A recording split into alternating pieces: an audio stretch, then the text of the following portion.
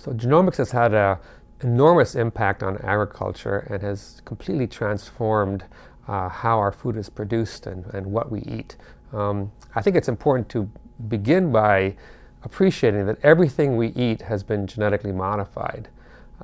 Many of these modifications occurred thousands of years ago when ancient farmers were selecting from wild plants those varieties that they liked best, that looked the way they wanted to look.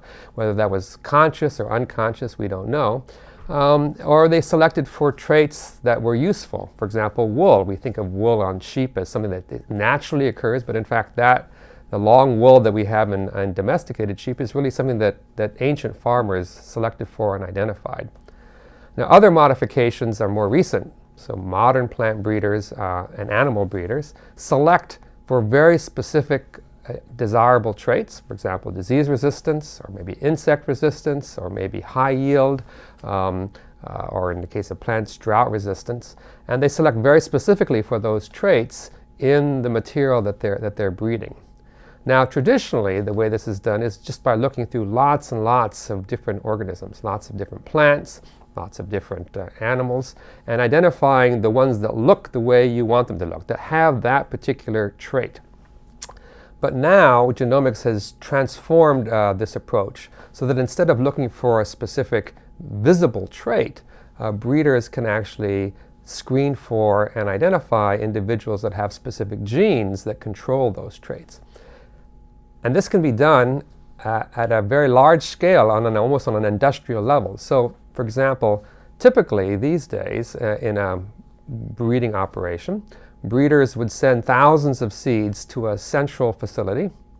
Those seeds would be labeled, and then they would be run past a robot, and the robot would automatically pick up each seed, orient it with the help of video cameras, and then bring that seed to a device that looks like a table saw, and the table saw actually chips off, removes a little piece of the seed, and then takes that bit of plant material and processes it to extracts DNA from it, and then a DNA analysis is done, and all that information is then put in some large spreadsheet so that a breeder someplace elsewhere in the country, someplace in Iowa perhaps, can look through those thousands and thousands of data points and find the few seeds that he or she likes, has the genes that they want in their particular material, and then they can ask those seeds be sent to them and they can grow them in their field. And all of this is done without really looking at the plant. They're looking at the DNA of the plant and selecting it entirely on the basis of its genetic content as determined by these genomic tools.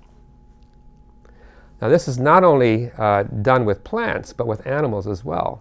For example, farmers that are selecting cows for, let's say, meat production or even for milk production will now have the DNA of that cow analyzed. So now we have tools where the entire genome of the cow can be analyzed in a very simple way. And somebody who's trying to decide which bull to use to propagate their herd, which bull to use as a sperm donor for their cows, their milk herd, for example, their dairy herd, will have information about the genotype of that cow, its genetic constitution, and they'll be able to select an individual animal as desirable and use that animal's sperm, in this case, for the production of their herd. So genomics is not just the generation of so-called transgenic plants or animals. It's not just the introduction of a gene into the genome in a laboratory. It's the use of these high throughput techniques that allow scientists and breeders to determine the genetic makeup of organisms on a very large scale and select from amongst all of that genetic diversity for those particular naturally occurring genetic traits that they can use then to improve their plant, their corn plant, or their meat cow or what have you.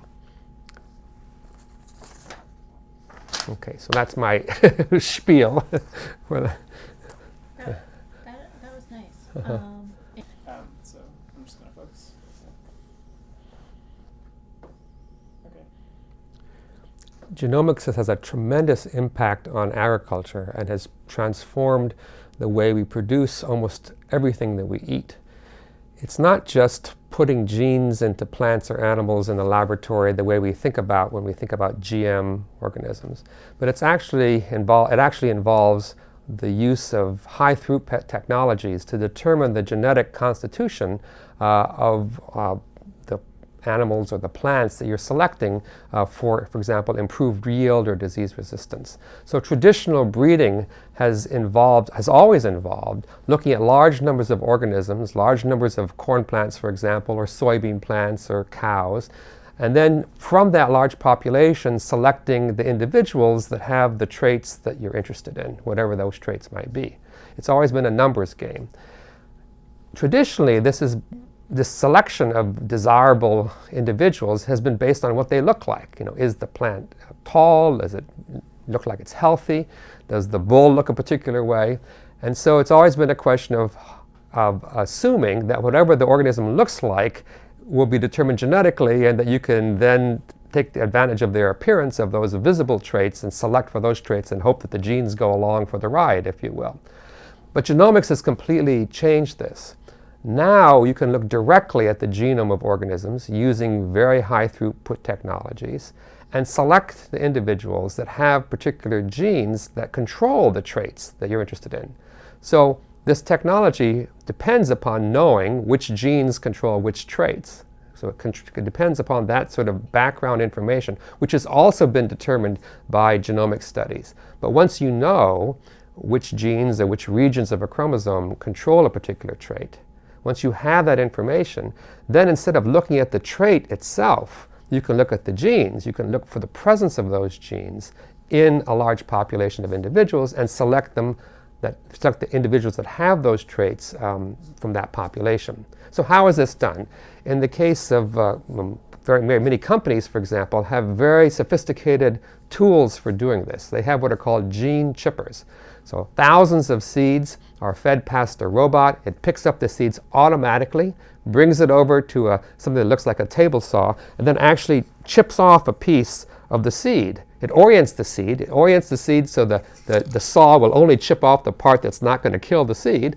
Takes that little bit of plant material, automatically extracts DNA from it. A DNA analysis is done, and then that information and the identity of the seed, of course, is connected with that information, is then put into a large database that a breeder can then screen, select the desired seed, plant in their field, and then use for their crosses. So the technology of breeding has become far more sophisticated than it ever was, and has allowed breeders now to select through thousands and thousands, if not even millions of individuals for ones that have the traits that they're interested in.